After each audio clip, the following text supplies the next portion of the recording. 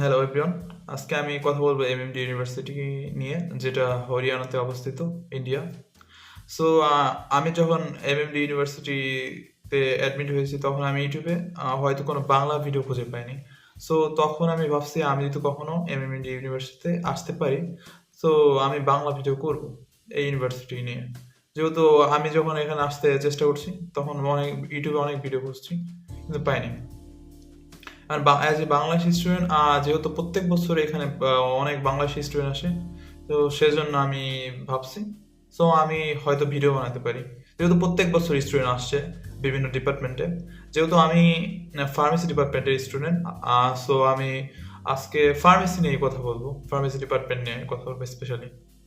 So আমি যখন এই ইউনিভার্সিটিতে ব্যাপারে শুনছি, আমি প্রথমে হয়তো জানতে পারছি ইউটিউব থেকেই, যেহেতু আমি ফার্মেসি নিয়ে পড়তেছি আগে থেকেই। আমি হয়তো ভেবেছিলাম অন্য কোনো দেশে যাব, কিন্তু হঠাৎ দেখলাম অন্য কোনো দেশে যাইতে হলে আমার একটু একটু কঠিন হয়ে যায় ব্যাপারটা, সব মিলে আর কি।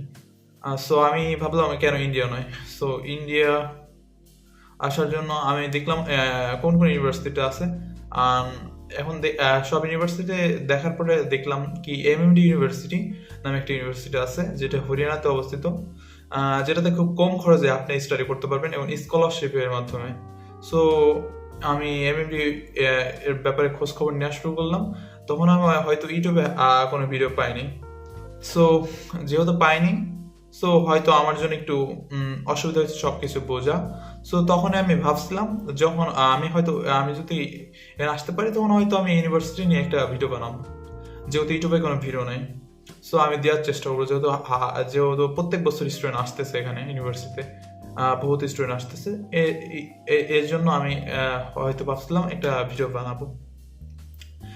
আমি আজকে ফার্মেসি ডিপার্টমেন্ট নিয়ে কথা বলবো। আপনারা যারা ফার্মেসিতে আসতে চান, ফার্মেসি ডিপার্টমেন্টে আসতেন বাংলাদেশ থেকে, আপনারা অবশ্যই আসতে পারেন, আমি রিকমেন্ড করব।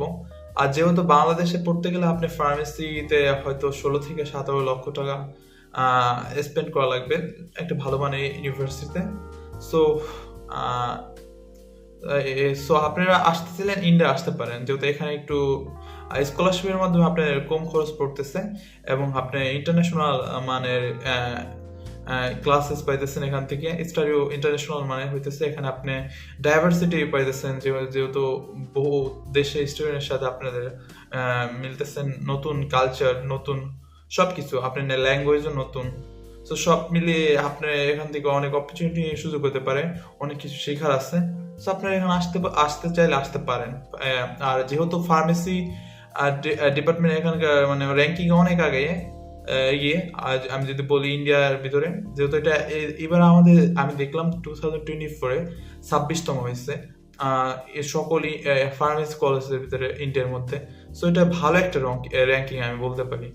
সো যারা বাংলাদেশ থেকে এখানে আসতে চান, পড়তে চান ফার্মেসি ডিপার্টমেন্টে, অন্য ডিপার্টমেন্টগুলো ভালো, বাট আমি সবাইকে সাজেস্ট করবো ফার্মেসি ডিপার্টমেন্টে যারা আসবেন তাদেরকে বলবো অবশ্যই আপনি এখানে আসতে পারেন, যেহেতু এটা ভালো মানের কলেজ।